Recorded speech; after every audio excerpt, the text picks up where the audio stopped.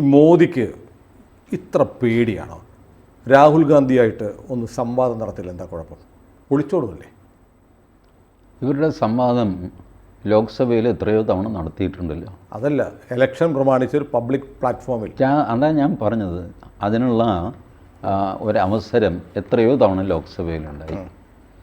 രാഹുൽ ഗാന്ധി ഒന്നുകിൽ ഇറങ്ങിപ്പോവും അല്ലെങ്കിൽ മിണ്ടാതിരിക്കും. രാഹുൽ ഗാന്ധി ഒരു അടുക്കും ചിട്ടയും ഇല്ലാതെ പ്രസംഗിക്കുന്ന ആളാണ്. ടു ദ പോയിൻ്റ് പ്രസംഗിക്കുന്ന ആളല്ല. ഞാൻ മോദി ഇക്കാര്യത്തിൽ സംവാദത്തിന് ഉണ്ടെന്നോ ഇല്ലെന്നോ ഒന്നും പറഞ്ഞിട്ടില്ല. രാഹുൽ ഉണ്ടെന്ന് പറഞ്ഞു. മോദി പ്രതികരിച്ചിട്ടില്ല. ഈ സംവാദം ഓർഗനൈസ് ചെയ്യുന്ന ആരാ? എൻ രാമും ആരാണ് ഈ രാമൻ ചേട്ടൻ? ഹിന്ദുവിൻ്റെ എഡിറ്ററായിരുന്നു. മദ്രാസിലെ ദേശാഭിമാനി, ഇംഗ്ലീഷ് ദേശാഭിമാനി. അതാണൊരു കുഴപ്പം. ജസ്റ്റിസ് AP ഷാ പുള്ളി അറിയപ്പെടുന്ന ഒരു ഹിന്ദു വിരോധിയാണ്, BJP വിരോധിയാണ്, മോദി വിരോധിയാണ്. റിട്ടയർഡ് ജസ്റ്റിസാണ് AP ഷാ. ഒരുപാട് കമ്മിറ്റികളിൽ ഇതിൻ്റെയൊക്കെ തലപ്പത്ത് പറഞ്ഞു.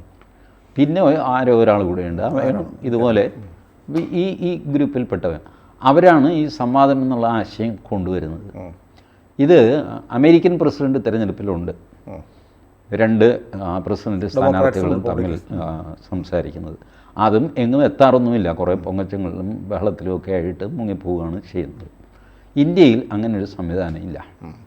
ഉള്ളത് നമുക്ക് ലോക്സഭയ്ക്ക് ഉള്ളിലാണ്. ആ സംവാദം ഇന്ന് വരെ മര്യാദയ്ക്ക് നടന്നിട്ടുണ്ടോ?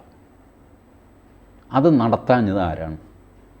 രാഹുൽ ഗാന്ധി പ്രസംഗിക്കും, രാഹുൽ ഗാന്ധി ഇറങ്ങിപ്പോവും. കുറച്ച് കഴിയുമ്പോൾ കോൺഗ്രസ് മൊത്തം ഇറങ്ങിപ്പോകും, ചിലപ്പോൾ ഇയാളുടെ കൂടെ ഇറങ്ങിപ്പോകും, ചിലപ്പോൾ മൊത്തം ഇറങ്ങിപ്പോകും. ഇന്ന് വരെ മോദിയുടെ പ്രസംഗം കേൾക്കാൻ കോൺഗ്രസ്സുകാർ ആരും തയ്യാറായിട്ടില്ല. എന്താ തയ്യാറാവാൻ? അവിടെ ആകാമല്ലോ ഈ സംവാദം. ലോക്സഭ തുടങ്ങിക്കഴിഞ്ഞാൽ കോൺഗ്രസും കമ്മ്യൂണിസ്റ്റും അവനും ഇവനും ഒക്കെ കൂടെ കുറേ ബഹളം വയ്ക്കുന്നത് അല്ലാതെ why they are not interested in a സംവാദം ഇൻ ലോക്സഭ? അതിനു വേണ്ടിയിട്ടാണല്ലോ ലോക്സഭ വെച്ചിരിക്കുന്നത്. നിങ്ങൾ ഒരിക്കലും അത് ഉപയോഗിച്ചിട്ടില്ല. ഇപ്പോൾ നിങ്ങൾക്ക് അനുകൂലമായ ആളുകൾ അവർക്ക് ഇഷ്ടപ്പെട്ട ഒരു ഫോർമാറ്റിൽ അവർ പറയുന്ന സ്ഥലത്ത് സംവാദം നടത്താൻ സൗകര്യമില്ല മോദിക്ക്. മോദി ഏതായാലും പ്രതികരിച്ചിട്ടില്ല കേട്ടോ. ഞാൻ മോദിയുടെ വക്താവുമല്ല. ബട്ട് സ്റ്റിൽ എനിക്ക് തോന്നുന്നത് മോദി ചിന്തിക്കുന്നത് ഇതായിരിക്കും, എന്തിന് ഞാനവിടെ പോകണം? ആ പൊട്ടന് ഓരോന്ന് വിളിച്ചു പറയും, തെറി പറയും. ആദ്യത്തെ പറച്ചിലെന്താ? എന്തായിരിക്കും എന്ന് ആലോചിച്ച് നോക്ക്. മോദിയുടെ തന്തയുടെ വകയില്ല ഇന്ത്യ. ഇതാണ് ആദ്യത്തെ പോയിൻ്റ്. എൻ റാം പറയും, നിങ്ങളെതിര് പറഞ്ഞു. മോദി എന്ത് പറയണം? എൻ്റെ തന്തയുടെ വകയാണെന്ന് പറയണം, അതോ അല്ലെന്ന് പറയണം. ഈ ഭോഷ്കിന് തെമ്മാടിത്തരത്തിന് പോകാൻ മോദി തയ്യാറല്ല, പോകരുത്. It is below his dignity to go for a one-to-one debate with Rahul Gandhi, because Rahul Gandhi has lost all his intelligence. അയാൾ ഇന്നെന്താ പ്രസംഗിച്ചിരിക്കുന്ന റായ്ബറേലിയിൽ? മോദി അധികാരത്തിൽ വന്നാൽ ഭരണഘടന വലിച്ചു കീറും. What a nonsense! What do you mean by this? ഞാൻ കുറേ കാലമായിട്ട് കേൾക്കുന്നു, ഭരണഘടന വലിച്ചു കീറും, ഭരണഘടന വലിച്ചു കീറും. എന്താ നിങ്ങൾ ഉദ്ദേശിക്കുന്നത്? ഭരണഘടനയ്ക്ക് എന്ത് സംഭവിച്ചു എന്നാണ്?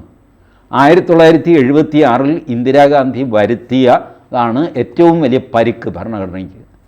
അതിനൊന്നും ഇപ്പോൾ CPM-നും കുഴപ്പമില്ല, ആർക്കും കുഴപ്പമില്ല. മോദി എന്ത് ചെയ്തു എന്നാണ്? Tell me one thing which he did with constitution which is not acceptable to you. Constitution ഇപ്പോൾ എൻ്റെ അറിവിൽ 114 തവണയോ മറ്റോ അമെൻഡ് ചെയ്ത് കഴിഞ്ഞു. അതിനകത്ത് 10-15 അമെൻഡാണ് മോദിക്ക്, ബാക്കിയെല്ലാം നിങ്ങൾ തന്നെ വരുത്തിയതാണ്.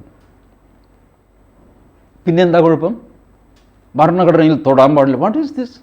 You have already touch constitution, you have change it several times. Preamble വരെ മാറ്റി വെച്ചിരിക്കുന്നു. എന്നിട്ട് മോദിയെ കുറ്റം പറയുന്നു. നിങ്ങൾ സ്പെസിഫിക് ആയിട്ട് കാര്യം പറ. ഭരണഘടന തകരും, മതേതരത്വം തകരും. എൻ്റെ നോട്ടത്തിലുണ്ട്, ഇന്ത്യയിൽ ആദ്യം തകരേണ്ടത് ഈ മതേതരത്വമാണ്.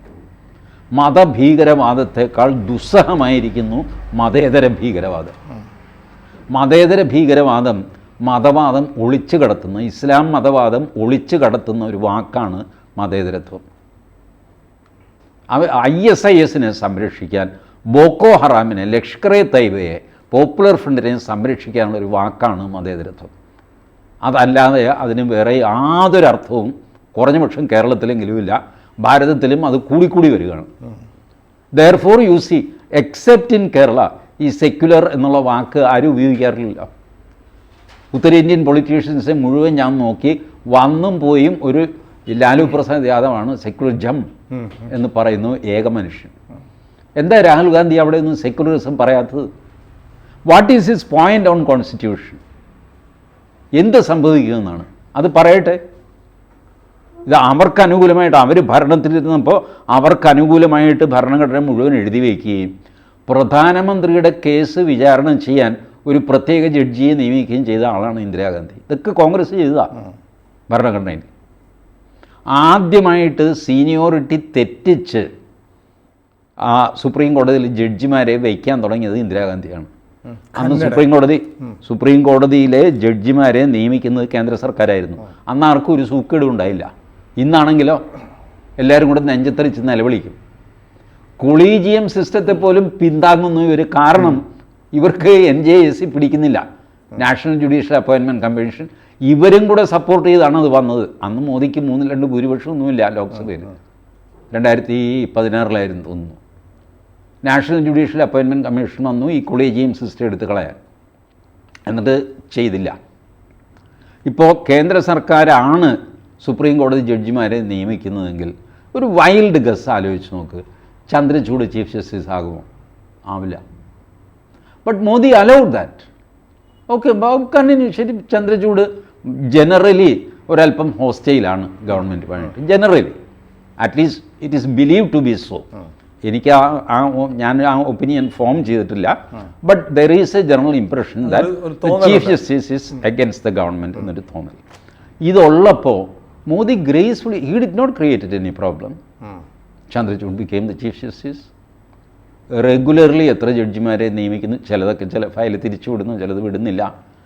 പക്ഷേ ഇതൊക്കെ മറ്റ് ഗവൺമെൻറ്റുകൾ ചെയ്ത പോലെ മോദിക്ക് ഈ സ്വാതന്ത്ര്യം പാടില്ല എന്നാണ്. ചന്ദ്രചൂഡ് കൊടുത്ത ലിസ്റ്റ് അതുപോലെ അപ്രൂവ് ചെയ്ത് പിറ്റേ ദിവസം തന്നെ പറ്റുമെങ്കിൽ അന്ന് വൈകുന്നേരം തന്നെ തിരിച്ചയക്കണം. What is this? You will not allow the prime minister to work. He has his own ideas. He has been elected by the people. ജനങ്ങൾ തിരഞ്ഞെടുത്ത മനുഷ്യനാണ് നരേന്ദ്രമോദി എന്നുള്ള സത്യം അംഗീകരിക്കാൻ രാഹുൽ ഗാന്ധി തയ്യാറാവുന്ന ദിവസം ഈ പറഞ്ഞ ഡിബേറ്റ് നടക്കും. അതല്ലാതെ നടക്കില്ല. അതിനിടയ്ക്ക് ഒരു ചോദ്യം, ഈ ഒരു ഹൈപ്പോത്തറ്റിക്കലാണ്. ഇങ്ങനെ ഒരു സംവാദം വന്നാൽ മോദി പങ്കെടുക്കാത്തതിന് കാരണം ഏറ്റവും ക്രൂഷ്യലായ, എൻ്റെ വാദമല്ല, ഒരു പ്രശ്നം ചോദ്യം, ഇന്ധനവില നിങ്ങളുടെ വാഗ്ദാനം എന്തായി? അപ്പോൾ മോദി ഒളിച്ചോടേണ്ടി വരും. ഈ ഇന്ധനവിലയുടെ കാര്യമൊക്കെ ഒരുപാട് തവണ മോദിയോട് ചോദിക്കുകയും ഉത്തരം പറയുകയൊക്കെ ചെയ്തതാണ്. ഞാൻ പറയട്ടെ, ഇപ്പോൾ ഈ ഡ്യൂറിങ് എലക്ഷൻ 33 ഇൻ്റർവ്യൂ മോദി കൊടുത്തു. 33 interview for various channels. 33 interviews.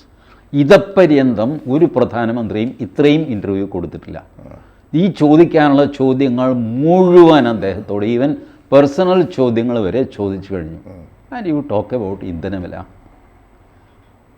Even China ഇടയ്ക്കൊരു പ്രചരണം നടത്തി, അറിയാമോ? ചൈന പറഞ്ഞു, ഇന്ത്യൻ ജനതയെപ്പറ്റി ഞങ്ങൾക്ക് അത്ഭുതം തോന്നുന്നു, ഇത്രയും വിലക്കയറ്റം ഉണ്ടായിട്ടും ഇവർ ശാന്തരായിട്ട് കഴിയുന്നത് എന്തുകൊണ്ട് എന്ന്. ഇന്ത്യൻ പ്രതിപക്ഷവും ഒന്ന് മനസ്സിലാക്കണം, എന്തുകൊണ്ടാണ് ഇന്ധനവിലയെ ചൊറ്റി ജനങ്ങൾ റോഡിൽ ഇറങ്ങാത്തത്. കർഷകരിറങ്ങിയല്ലോ, കർഷക സമരം. പഞ്ചാബിലെ കർഷകർക്കെങ്കിലും എന്തെങ്കിലും ബുദ്ധിമുട്ടുണ്ടായിരുന്നു. ഇന്ധനവിലയെ ചൊല്ലി ഒരു സമരവും ക്ലച്ച് പിടിക്കാൻ ഞാൻ ഇന്ന് വരെ 150 പേരിൽ കൂടിയ ഒരു പ്രകടനം റോഡിൽ സുനിൽ കണ്ടിട്ടുണ്ടോ? ഇന്ധനവിലയെപ്പറ്റി കണ്ടിട്ടില്ല. Why is it so? അതൊരു ആത്മപരിശോധനയ്ക്ക് പ്രതിപക്ഷവും തയ്യാറാവണം. ഇതറിയാവുന്നത് കൊണ്ടാണ് മോദി ഇന്ധനവില കൂട്ടുന്നതും കുറയ്ക്കുന്നതും എല്ലാം. Because it does not pinch the people. I am telling you, it's not pinching the people. അത് വല്ലാതെ നമ്മളെ ശല്യം ചെയ്ത് കഴിഞ്ഞാൽ നമ്മൾ റോഡിലിറങ്ങും. ശരിയാണ്, ഇറങ്ങും. ജനത്തിന് അഫോർഡബിൾ ആണ്. അഫോർഡബിൾ എന്ന് ഞാൻ പറയില്ല, but people are not much concerned about that. ഈ ഇന്ത്യയിൽ ഈ 2 വീലറെങ്കിലുമുള്ള ആൾക്കാരുടെ പോപ്പുലേഷൻ എത്രയാണ്? ഒരു വണ്ടിയും ഇല്ലാത്തവൻ്റെ പോപ്പുലേഷനാണ് ഇപ്പോഴും ഇന്ത്യയിൽ കൂടുതൽ. പബ്ലിക് ട്രാൻസ്പോർട്ട് ഉപയോഗിക്കുന്ന ആൾക്കാരുടെ എണ്ണമാണ് ഇപ്പോഴും കൂടുതൽ. ഇത്രയധികം വണ്ടികൾ കിടന്നോടുന്ന എറണാകുളം ഒരു ഇതായിട്ടെടുക്കാം, എക്സാമ്പിളായിട്ടെടുക്കാം. എറണാകുളത്ത് ഇപ്പോഴും ഏറ്റവും അധികം ആൾക്കാർ സഞ്ചരിക്കുന്നത് private bus, transport bus, metro ഇതിലാണ്. ഇത് കഴിഞ്ഞേ നിങ്ങളുടെ കാറും ടൂ വീലറും ഒക്കെ വരുന്നുള്ളൂ. So majority of the people are not affected by ഇന്ധനവില. Therefore they are not reacting. Number 2, മണ്ണെണ്ണ വില ഇതുപോലെ കൂടുന്നില്ല, ശ്രദ്ധിച്ചിട്ടുണ്ടോ? Which will pinch the poor. അവർ തെരുവിലിറങ്ങും. അതുകൊണ്ട് മണ്ണെണ്ണ വില വളരെ സൂക്ഷിച്ച് കൈകാര്യം ചെയ്യണം. ഇന്ധനവിലയിൽ നമുക്ക് കിട്ടുന്ന മാർജിൻ മറ്റ് വികസന കാര്യങ്ങൾക്കായിട്ടാണ് ഉപയോഗിക്കുന്നത്. മോദി അത് വീട്ടിൽ കൊണ്ടുപോകുന്നൊന്നുമില്ല. അത് പിണറായി വിജയന് എൻജോയ് ചെയ്യുന്നില്ലേ? അതെ അതെ, നല്ല ഇന്ധനവില കൂട്ടുന്നു, നാച്ചുറലി അതിൻ്റെ എക്സൈസ് ഡ്യൂട്ടി കൂടുന്നു, അതിൻ്റെ സെയിൽ ടാക്സ് കൂടുന്നു, അതിൽ 2% സെസ് ബാലഗോപാൽ ഏർപ്പെടുത്തുന്നു. ഇതെന്തെങ്കിലും കുറച്ച് കൊടുത്തിട്ടുണ്ട്. ഉമ്മൻചാണ്ടി ഉള്ളപ്പോൾ അങ്ങേര് അത് കുറയ്ക്കുമായിരുന്നു. കേന്ദ്രം കൂട്ടുമ്പോൾ അങ്ങേര് ഇവിടെ കുറയ്ക്കും. ഇന്ത്യയിൽ ഏറ്റവും കൂടുതൽ വിലയുള്ളത് കേരളത്തിലാണ്. അല്ല, ഞാൻ ഇനി ടീച്ചറുടെ ഒരു രഹസ്യം പറയാം. ഈ ചോദ്യം ഞാൻ ഏഷ്യാനെറ്റിലെ അബ്ജോദിന് ഡെഡിക്കേറ്റ് ചെയ്തതാണ്. ഇന്നലെ അദ്ദേഹത്തിൻ്റെ ധാർമ്മിക രോഷം ഞാൻ കണ്ടായിരുന്നു. പ്രശ്നം എന്താണെന്നറിയാമോ സുനിൽ? ഞാൻ പറയട്ടെ, പഴയ പോലെയല്ല. പണ്ട് നമ്മൾ ലിറ്റർ കണക്കിനാണ് ഡീസലോ പെട്രോളോ അടിച്ചുകൊണ്ടിരുന്നത്. അന്ന് ഈ കറങ്ങുന്ന ഡിജിറ്റ്സാണ് പെട്രോൾ പമ്പിൽ. ഇത്ര ലിറ്ററായി എന്ന് കാണും. പിന്നെ കാൽക്കുലേഷനാണ്, അതിൻ്റെ വില വെച്ചിട്ട് കാൽക്കുലേറ്റ് ചെയ്യണം. ഇപ്പം അങ്ങനെയല്ല. 500 രൂപയ്ക്ക് അടിച്ചോ, എല്ലാവരും അങ്ങനെയാണ്. 500 രൂപയ്ക്ക് 5 ലിറ്റർ, 100 രൂപയാണ് വിലയെങ്കിൽ 5 ലിറ്റർ. ഇത് 102 രൂപയായി. ലിറ്ററിൽ എത്ര കുറവ് വരും? സേ 0.2 ലിറ്റർ കുറവ് വരും. It is not affecting your vehicle. 500 രൂപയ്ക്ക് അടിച്ചു, 500 രൂപയ്ക്ക് അടിക്കും. 500 രൂപയ്ക്ക് ഇവിടെ നിന്ന് വടയാർ വരെ സുനിൽ വണ്ടി ഓടിക്കുന്നു. ഇത് 2 രൂപ കൂടിയാലും 5 രൂപ കൂടിയാലും 500 രൂപയ്ക്ക് അടിച്ചാലും വടയാർ വരെ ഓടും. തിരിച്ചിങ്ങോട്ട് വരാൻ നേരത്ത് അടുത്ത 500 രൂപയുടെ അത് കുറച്ച് ബാക്കിയുണ്ട്, ചിലപ്പോൾ ഒരു തവണ അടിക്കേണ്ട. ഇങ്ങനെയാണ് മനുഷ്യൻ ഫ്യൂവല് ഇപ്പം അടിക്കുന്നത്. കാറിനാണെങ്കിലും അങ്ങനെ 500 രൂപയുടെ 2000 രൂപയുടെ ഇങ്ങനെയാണ് അടിക്കുന്നത്. ഇപ്പം ഇതിൽ ഈ ചെറിയ ക്വാണ്ടിറ്റി വ്യത്യാസം വരുന്നത് ആൾക്കാരെ ഹിറ്റ് ചെയ്യുന്നില്ല. 1 ലിറ്ററിൽ 20 കിലോമീറ്റർ ഓടുന്ന വണ്ടി 0.9 ലിറ്ററിൽ എത്ര കിലോമീറ്റർ ഓടും? ഏകദേശം 20 കിലോമീറ്റർ തന്നെ ഓടും. ഇപ്പം ഇയാളെ സമയത്തോളം വലിയ വ്യത്യാസം വരുന്നില്ല എന്ന് അത് മനസ്സിലായി. അതുകൊണ്ടാണ് ഈ പബ്ലിക് റിയാക്ട് ചെയ്യാത്തത്. ഇത് മറ്റേ പയ്യൻ്റെ എന്താ പേര് പറഞ്ഞ അബ്ജോദ്, അയാളോട് പറഞ്ഞു. അല്ല, ഈ പിള്ളേരൊക്കെ ഉണ്ടല്ലോ, ഇല്ലാത്ത ഗ്രീവൻസിനെ ചൊല്ലിയാണ് ഈ ബഹളം വയ്ക്കുന്നത്. അതെ അതെ, ഇന്നലെ ഉള്ള ഗ്രീവൻസ് ഇത് പറയുമ്പോൾ അതിന് ഫലപ്രദമായ ഒരു മറുപടി അവിടെ കിട്ടിയില്ല. അതുകൊണ്ട് ഞാൻ ടി ജിയോട് ചോദിച്ചിട്ട് മറുപടി കിട്ടാതിരിക്കാൻ വേണ്ടിയിട്ടാണ് ഇവരാരും എന്നെ വിളിക്കാത്തത്. അതുകൊണ്ടാണ് ഞാൻ ഇങ്ങനെ ഒരു ഡെഡിക്കേഷൻ നടത്തിയത്. മറുപടി ഇതിനൊക്കെ മറുപടി കൊടുക്കണം എന്ന് BJP ഭാഗത്തിനുമില്ല, അറിയാമോ? they don't want to answer the questions. അവരെന്തെങ്കിലും ബഹളം വെച്ചിട്ട് എങ്ങനെയെങ്കിലും രക്ഷപ്പെടുക എന്നുള്ളതല്ലാതെ ലോജിക്കലായിട്ട് what is happening in the society. ശരിയാണ്, ഇന്ധനവില കൂടുന്നുണ്ട്, ബട്ട് ദാറ്റ് ഡസൻറ്റ് പിഞ്ച്. ഇതാണ് പ്രശ്നം. അപ്പോൾ ഇതാണ് സംവാദത്തിന് പിന്നിലെ രഹസ്യം. യെസ്, ആളുകൾ മനസ്സിലാക്കട്ടെ. കൂടുതൽ വാർത്തകളും വിശേഷങ്ങളും നിങ്ങളിലേക്ക് എത്താൻ ABC മലയാളം സബ്സ്ക്രൈബ് ചെയ്യുക, ബെൽ ബട്ടണും അമർത്തുക.